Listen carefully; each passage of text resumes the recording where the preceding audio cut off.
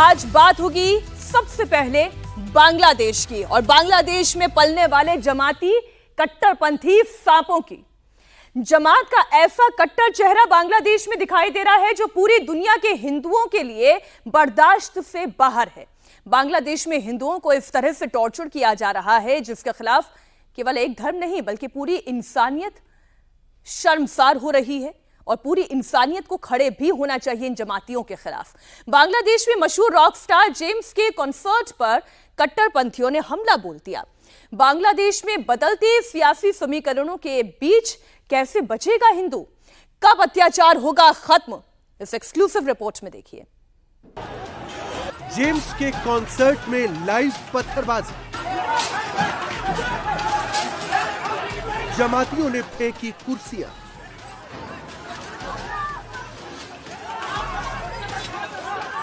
Entry gate तोड़ डाला,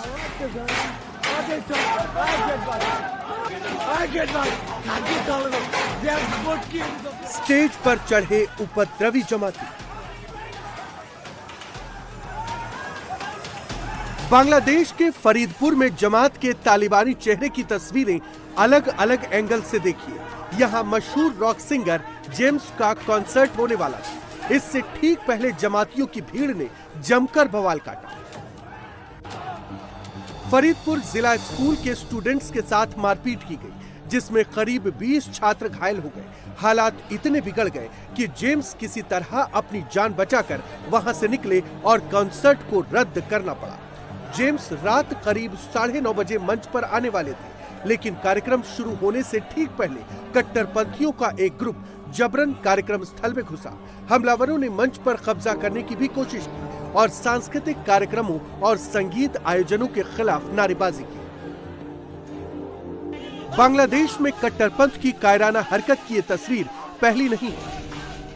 18 दिसंबर को बांग्लादेश के धानमंडी में मौजूद छायानट के दफ्तर में भयंकर तोड़फोड़ की गई थी।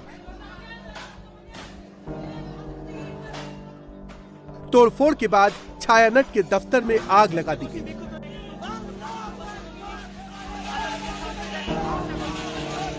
छायानट में कट्टरपंथियों की भीड़ ने खूब उत्पात मचाया था।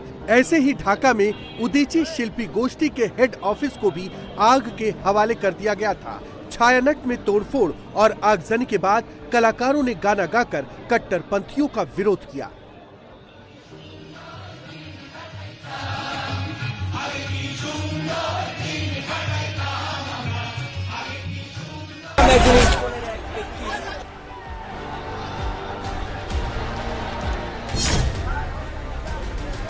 बांग्लादेश की टॉर्चर फाइल्स में इस वक्त सबसे ज्यादा पीड़ित हिंदू हैं।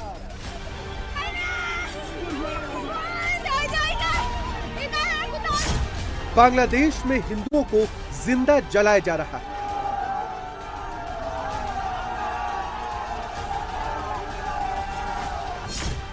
बांग्लादेश के जिहादी जमाती हिंदुओं की जान ले रहे हैं।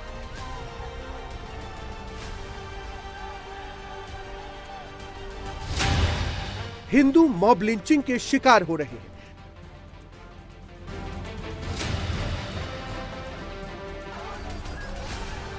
बांग्लादेश से आई एक नई तस्वीर देखिए।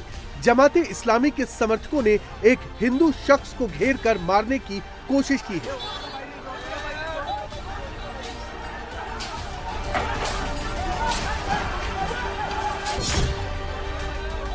ये मामला चांदपुर के पुरान बाजार इलाके का है, जहां इस्कॉन से जुड़े एक हिंदू शख्स को ईश निंदा के झूठे आरोपों में जान से मारने के लिए अटैक किया गया, लेकिन सेना के लाठीचार्ज के बाद उसकी जान बच गई।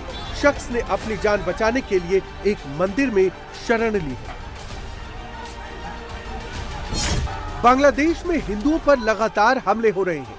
शायद ही कोई ऐसा दिन हो जिस दिन हिंदुओं पर अटैक न किया जाता हो। ये 4 तस्वीरें उसी की गवाही है।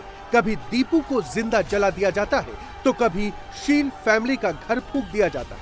कभी हाथ में कलावा बांधने पर हिंदू लड़के की पिटाई होती है तो कभी हिजाब न पहनने पर हिंदू महिलाओं को सरेराह बेइज्जत किया जाता है। बांग्लादेश चुनाव की तारीखों के ऐलान के बाद से ही हिंदू टारगेट पर आ गए।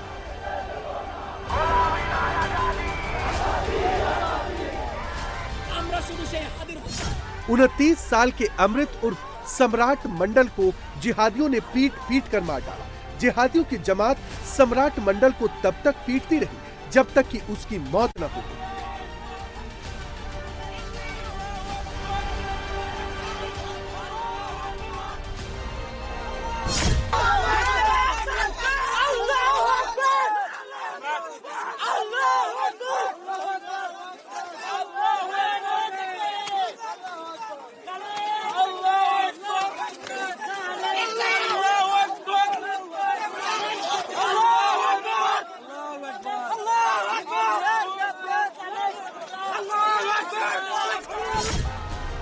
हादी की मौत के बाद हुई हिंसा में जिहादियों ने 18 दिसंबर को हिंदू युवक दीपू चंद्र दास को पेड़ से लटकाकर जिंदा जला दिया।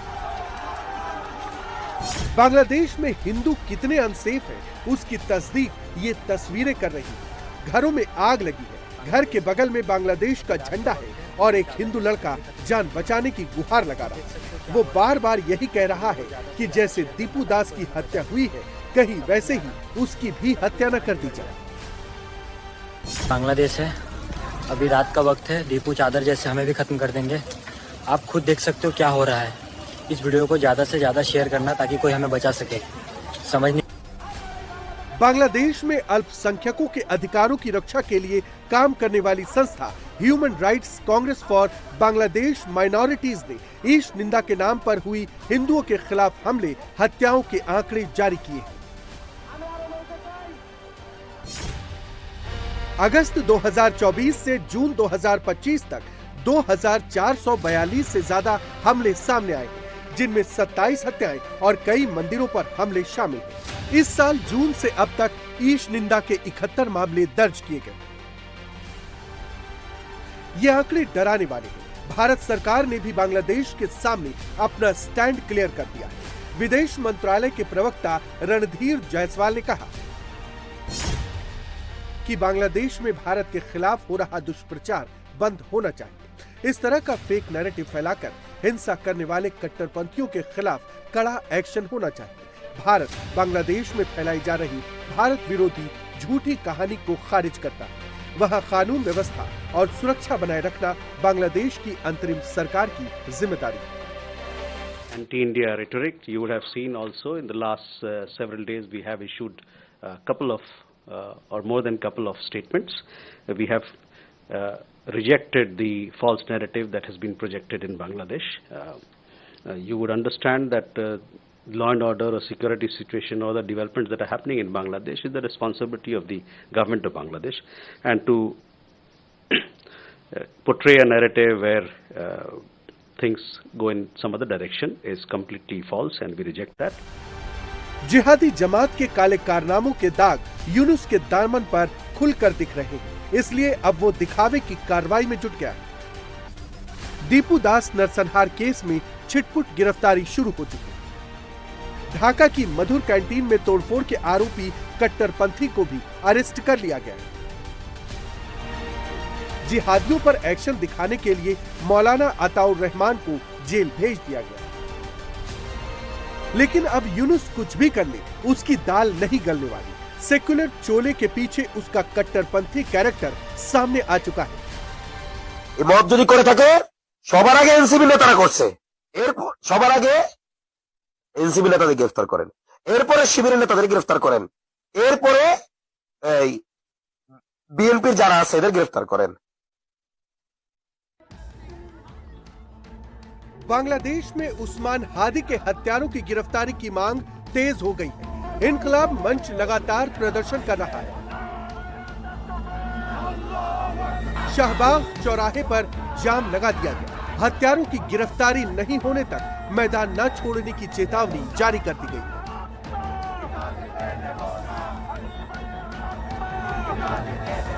बांग्लादेश में यूनुस का तालिबानी चेहरा बेनकाब हो चुका है। ये बात साफ है कि हिंदुओं के खिलाफ हो रही हिंसा के पीछे यूनुस की जिहादी सोच है।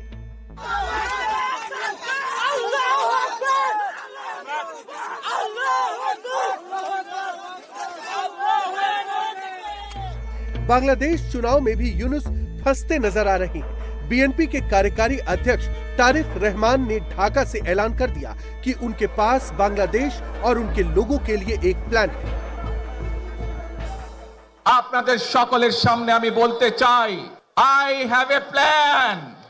আমরা দেশে শান্তি চাই, আমরা দেশে শান্তি চাই, আমরা দেশে শান্তি চাই। মার্টিন লুথার কিং, নাম শুনেছেন না আপনারা? মার্টিন লুথার কিং, তার একটি বিখ্যাত ডায়লগ আছে, আই হ্যাভ এ ড্রিম। আজ এই বাংলাদেশের মাটিতে দাঁড়িয়ে আপনাদের সকলের সামনে আমি বলতে চাই, বাংলাদেশ জাতীয়তাবাদী দলের একজন সদস্য হিসাবে আপনাদের সামনে আমি বলতে চাই, I have a plan for the people of my country, for my country. Tariq ने सीधे तौर पर खुद को भावी प्रधानमंत्री के रूप में पेश नहीं किया, लेकिन 17 साल बाद उनकी वापसी को बीएनपी के नेतृत्व पर दोबारा दावा करने और जन समर्थन जुटाने की रणनीति के रूप में देखा जा रहा है। 17 साल बाद तारिक रहमान की वापसी से बांग्लादेश की किस्मत अब 3 धड़ों में बंट चुकी है। एक और नाहिद इस्लाम की एनसीपी है, दूसरी तरफ जिहादी जमात की टोली है जिसके पलड़े पर यूनुस बैठा है, और तीसरा सबसे स्ट्रॉन्ग धड़ा कट्टरपंथी बीएनपी यानी बांग्लादेश नेशनल पार्टी का है। तारिक रहमान की मौजूदगी के बाद लोगों की टेंशन बहुत ज्यादा बढ़ गई है, क्योंकि ढाका में अब 2 कट्टरपंथियों की टक्कर होने वाली है और दोनों का खूनी इतिहास सबसे ज्यादा हिंदुओं को डरा रहा है। इस बीच अमेरिकी डीप स्टेट के बांग्लादेश में तख्ता पलट या इंटरफेरेंस की खबर चर्चा में है। बांग्लादेश चुनाव में अमेरिकी डीप स्टेट से जुड़ा संगठन इंटरनेशनल रिपब्लिकन इंस्टीट्यूट बांग्लादेश चुनाव में खेला करने की फिराक में है। आईआरआई की टीम ने पिछले दिनों बांग्लादेश की अंतरिम सरकार के प्रमुख मोहम्मद यूनुस, चुनाव आयोग, बीएनपी, जमाते इस्लामी, इस्लामी आंदोलन बांग्लादेश और दूसरे दलों से मुलाकात भी की है। आईआरआई के एक विवादित सर्वे के मुताबिक दिसंबर 2025 में मोहम्मद यूनुस और अंतरिम सरकार को भारी समर्थन दिखाया गया। सर्वे के मुताबिक 69% लोगों ने यूनुस के कामकाज को अच्छा बताया, जबकि 70% ने अंतरिम सरकार की तारीफ की।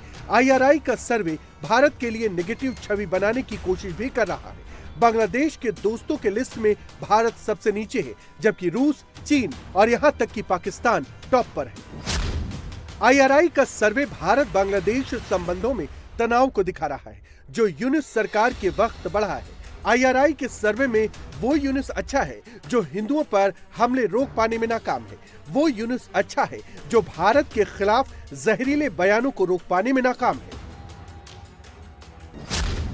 आईआरआई का सर्वे बीएनपी को 33% और जमाते इस्लामी को 29% समर्थन दिखाते हैं, जो अवामी लीग के बिना चुनाव में इस्लामी ताकतों के उभार की ओर इशारा करता है। आईआरआई जैसे संगठन सॉफ्ट पावर से अमेरिका को फायदा पहुंचाते हैं, जैसे बांग्लादेश को चीन के बीआरआई से दूर रखना या इंडो पैसिफिक में अपनी पोजीशन मजबूत करना। कुल मिलाकर आईआरआई और उसका सर्वे बांग्लादेश के चुनावी नैरेटिव को इफेक्ट कर रही है, लेकिन तारिक रहमान प्रधानमंत्री की कुर्सी के सबसे बड़े दावेदार नजर आ रहे हैं। इसलिए जमात और यूनुस की नजर में सबसे ज्यादा खटक रहा है। इसलिए जमात कभी भी ढाका में दंगा पार्ट 2 लॉन्च कर सकती है। चुनाव रोकने के लिए कभी भी खूनी खेला शुरू हो सकता है। बांग्लादेश में कट्टरपंथी कॉन्सर्ट पर हमला कर रहे हैं तो पाकिस्तान में मुनीर के खिलाफ पठानों ने मोर्चा खोल दिया है। पठानों ने लाहौर कूच का ऐलान किया तो मुनीर इतना डर गया कि उसने पाकिस्तानी पंजाब असेंबली में आर्मी बुलवा ली। इमरान की पार्टी के मुख्यमंत्री की असेंबली में लात घूंसों से पिटाई करवा दी। लेकिन मुनीर आखिर कहां तक लोगों की आवाज को दबाएंगे? पाकिस्तान में ही नहीं, ब्रिटेन में इमरान खान के समर्थक और उनके समर्थन में प्रदर्शन हो रहे हैं। इस दौरान एक प्रदर्शनकारी ने मुनीर को ऐसी धमकी दी कि पूरे शहबाज शरीफ और उनकी सरकार खौफ खा गई। आखिर एक प्रदर्शनकारी ने मुनीर के लिए ऐसा क्या कह दिया कि पाकिस्तान सरकार में भूचाल आ गया? पाकिस्तान सरकार पूरे मामले की जांच की मांग करने लगी। देखिए ये रिपोर्ट। मुनीर से ना बौखलाई, इमरान के सीएम की पिटाई।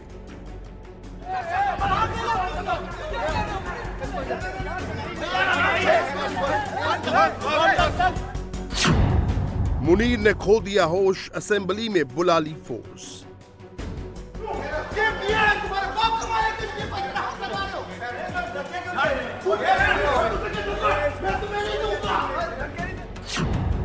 इमरान के करीबी का इतना डर, मुनीर कांप रहा थर-थर।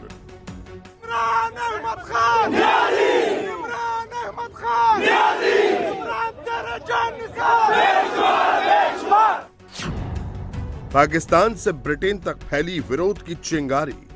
ये जी ब्रेडफोर्ड काउंसिलर के बाद पीटीआई यॉर्कशायर मर्सीसाइड ब्रेडफोर्ड का जो प्रोटेस्ट है ये शुरू हो चुका है। ब्रिटेन में दी मुनीर को ब्लास्ट में उड़ाने की धमकी। यही एक रह गया बस इसने खुदाई का दावा नहीं किया, बाकी सारे दावे कर दिए हैं। खुदा वो उसको जहाज में उड़ाया था, इसे गाड़ी में उड़ाएगा कोई। ऐसे लोगों का अंजाम ऐसे ही होता है, क्योंकि जितनी औरतों बूढ़ी माओ की बददुआएं ये ले चुका है ना।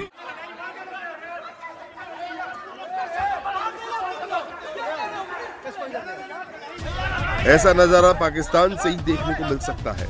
ऐसी बौखलाहट आतंकिस्तान के सिवाय कहीं और नहीं दिखेगी। एक असेंबली में मुख्यमंत्री की पिटाई हो रही है। इमरान के साए से डरने वाले डरपोक मुनीर के जवान खैबर पख्तूनख्वा के मुख्यमंत्री को खदेड़ रहे हैं।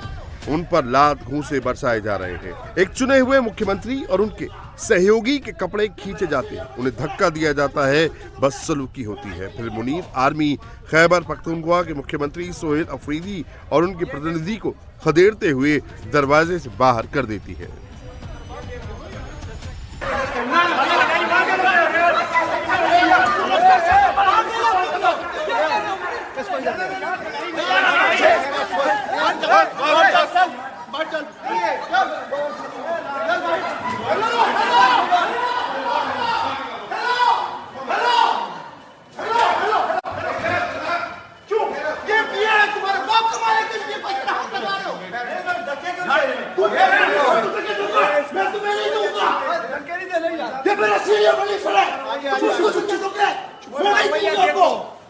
मेहमान आके इधर बेइज्जती करवा रहे हैं। ये देखो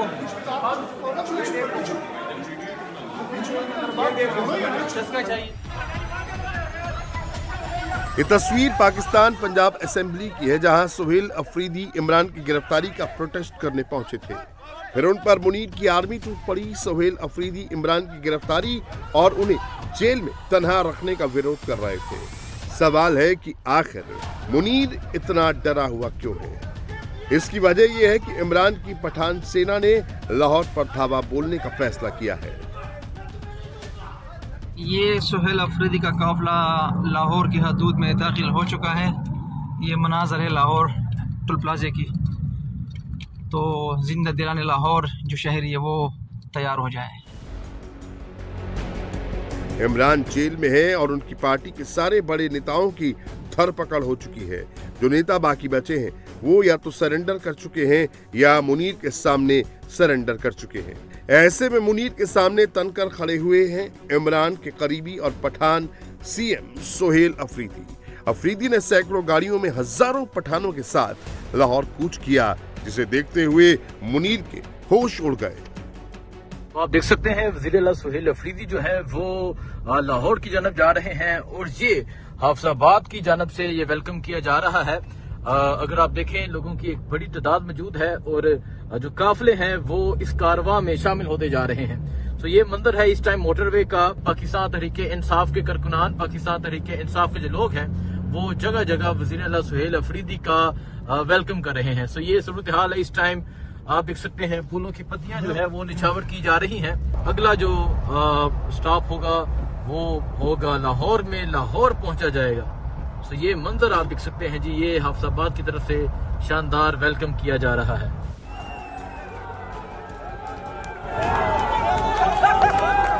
जैसे ही पठानों का काफिला लाहौर की तरफ बढ़ा, लाहौर से लेकर इस्लामाबाद तक रेड अलर्ट जारी हो गया। मुनीर की आर्मी में घबराहट फैल गई। मार्च को रोकने का आदेश जारी होने लगा। पाकिस्तानी पंजाब में इस वक्त मरियम नवाज की सरकार है। मरियम प्रधानमंत्री शहबाज शरीफ की भतीजी है, नवाज शरीफ की बेटी है। सोहेल ने पंजाब की सीमा में पहुंचते ही मरियम नवाज को ललकार लगाई।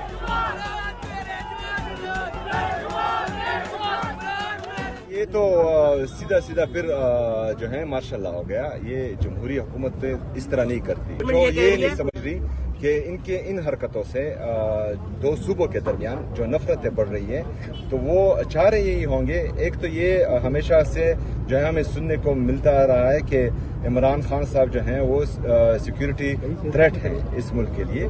लेकिन मैं यहाँ आया हूँ, आप यहाँ पंजाब की आवाम का जो है वो वालिहाना इस्तकबाल देख रहे हैं जो मुझे दिया जा रहा है। तो इमरान खान साहब तो नेशनल इंटेग्रिटी की अलामत है। तमाम इदारे एक खास टोले को जो है वो सपोर्ट कर रही है। तो ये जो है पाकिस्तानियों में गम और गुस्सा पैदा कर रही है जो पाकिस्तान के लिए नुकसानदेह होगा। सोहेल अफरीदी इमरान खान की आखिरी उम्मीद है तो मुनीर का सबसे बड़ा डर है।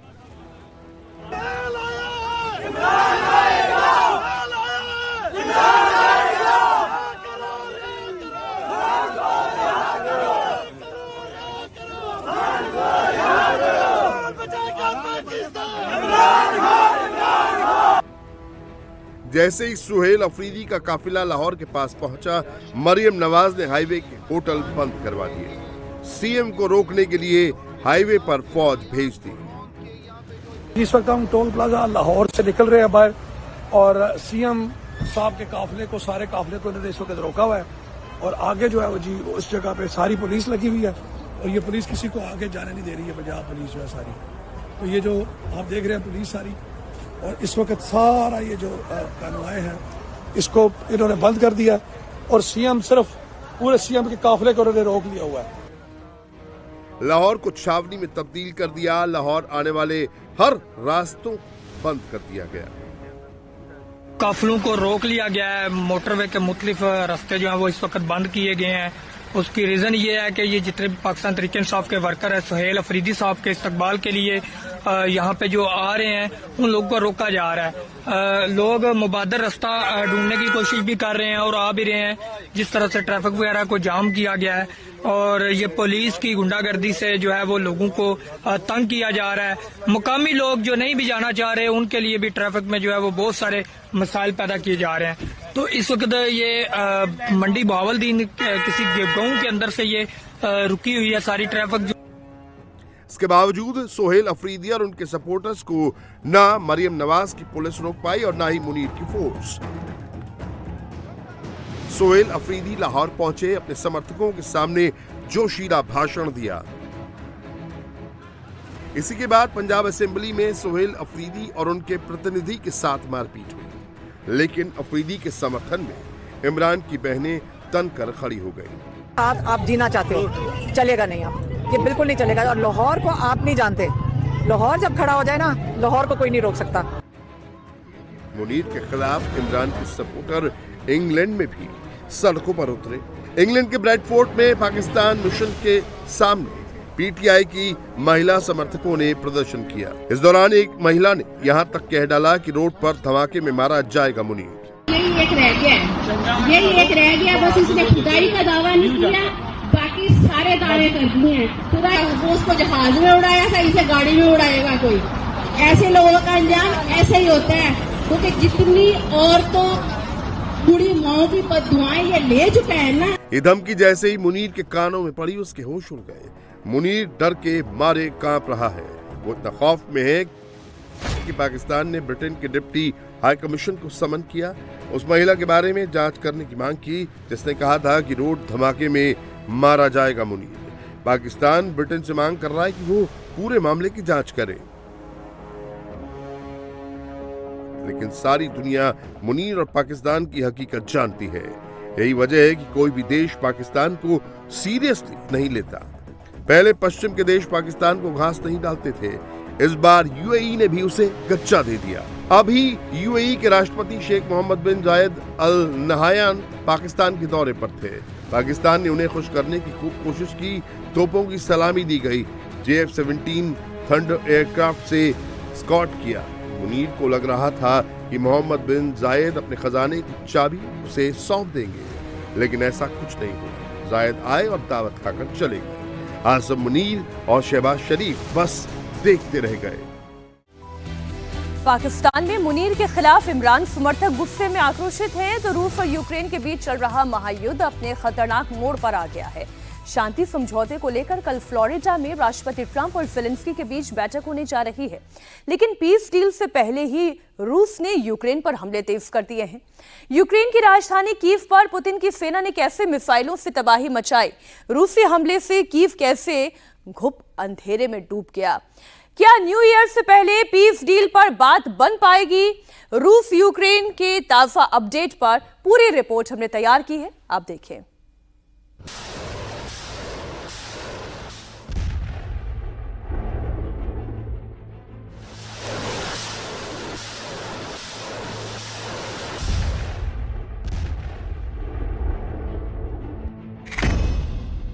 रूस का सबसे बड़ा हमला, राजधानी कीव दहला।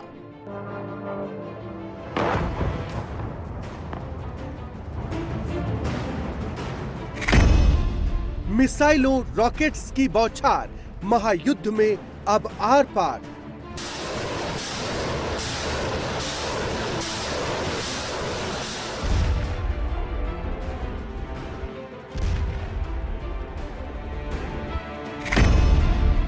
यूक्रेन में बारूदी बवंडर, क्या जेलेंस्की करेंगे सरेंडर?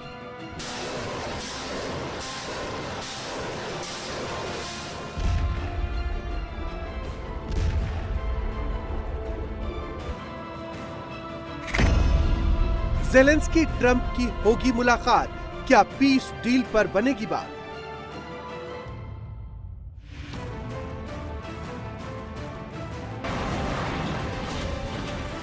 रूस यूक्रेन के बीच 1402 दिनों से भीषण जंग जारी है, लेकिन अब यह महायुद्ध और भी घातक हो गया है।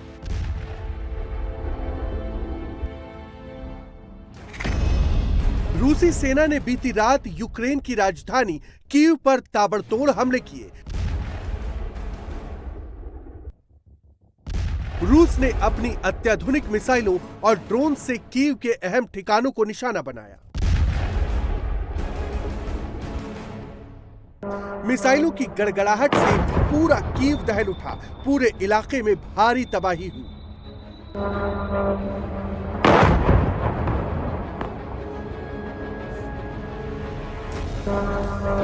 रूसी आर्मी ने गाइडेड ड्रोन से यूक्रेनी मिलिट्री ठिकानों को टारगेट किया।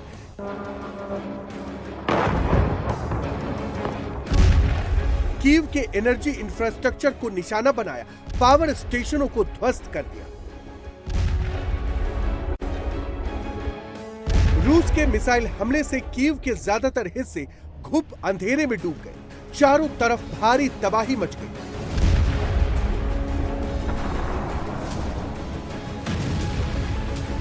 राजधानी कीव को दहलाने वाला यह हमला उस समय हुआ जब अमेरिका के राष्ट्रपति डोनाल्ड ट्रंप और यूक्रेन के राष्ट्रपति वोलोदिमीर ज़ेलेंस्की के बीच फ्लोरिडा में होने वाली शांति बैठक की तैयारी चल रही थी।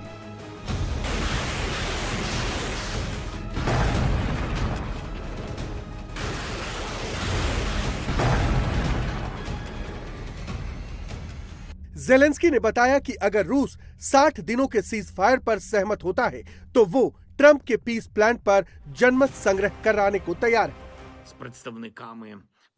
हमारे पास एक व्यापक एजेंडा है और हम इस वीकेंड इसी पर चर्चा करेंगे। मुझे लगता है कि रविवार को फ्लोरिडा में मेरी मुलाकात अमेरिकी राष्ट्रपति डोनाल्ड ट्रंप से होगी। जैसा कि मैंने कहा, हम सुरक्षा गारंटी से संबंधित दस्तावेजों पर चर्चा करेंगे। इस ब्लॉक में कई दस्तावेज हैं, इन सभी पर चर्चा करने का अवसर मिलेगा। अगला मुद्दा इकोनॉमिक एग्रीमेंट है। इसमें कुछ बेसिक प्रोग्रेस हुई है, हालांकि कई समझौते होंगे और हमें इसकी दिशा में चर्चा करने की जरूरत है। राजधानी कीव समेत आसपास के इलाकों में रूस के किंजल हाइपरसोनिक मिसाइल ने सबसे ज्यादा तबाही मचाई। रूसी सेना ने कीव के इंफ्रास्ट्रक्चर को टारगेट करते हुए एक के बाद एक कई किंजल मिसाइलें दागी। कीव को तबाह करने के लिए रूस ने 4 इस्कंदर मिसाइलें और कई कालिब्र मिसाइलों से भी कीव को दहला दिया। इसके अलावा रूसी सेना ने लॉन्ग रेंज की गाइडेड ड्रोन से भी कीव में भारी तबाही मचाई।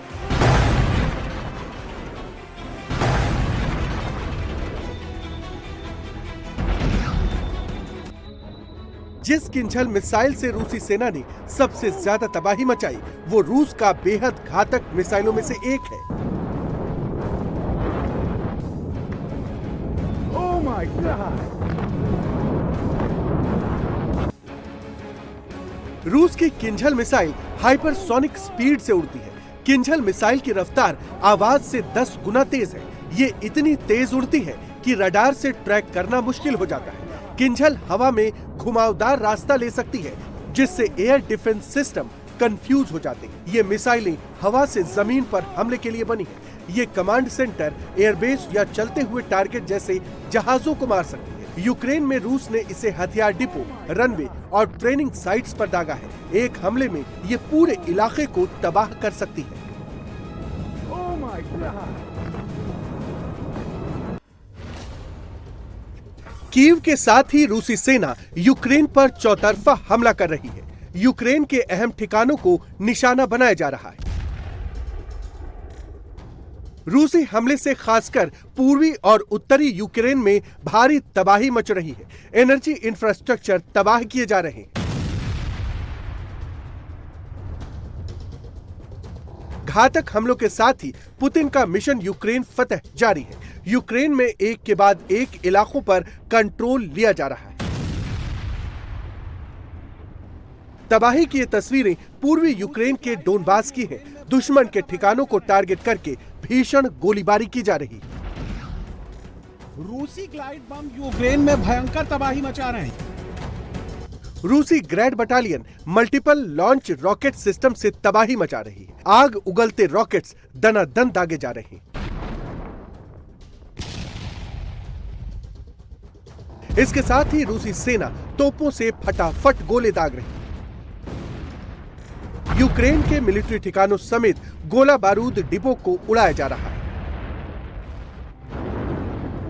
रूसी सेना पूर्वी यूक्रेन के ज़ेपोरोज़े, खार्किव और दोनेत्स्क प्रांत में भारी तबाही मचा रही है।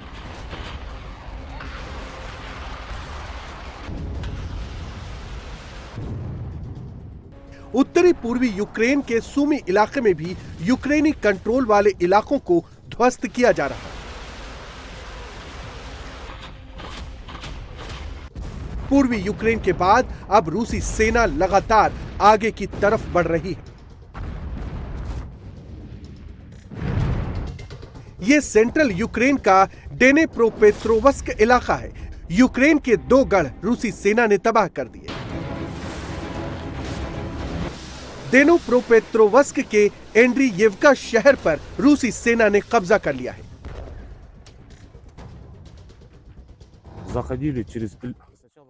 सबसे पहले हम पेड़ों की कतार में गए। वहाँ 2 गढ़ थे, हमने दोनों को नष्ट कर दिया। इसके बाद हम बस्ती की ओर आगे बढ़े। एक ड्रोन ने हमें वहाँ तक पहुँचाया। हम धीरे धीरे उनके पास पहुँचे। कोहरे ने हमारी मदद की। वहाँ हमने सैनिकों को एक साथ इकट्ठा किया और आगे बढ़े। हम धीरे धीरे एक एक घर करके आगे बढ़ते गए। एक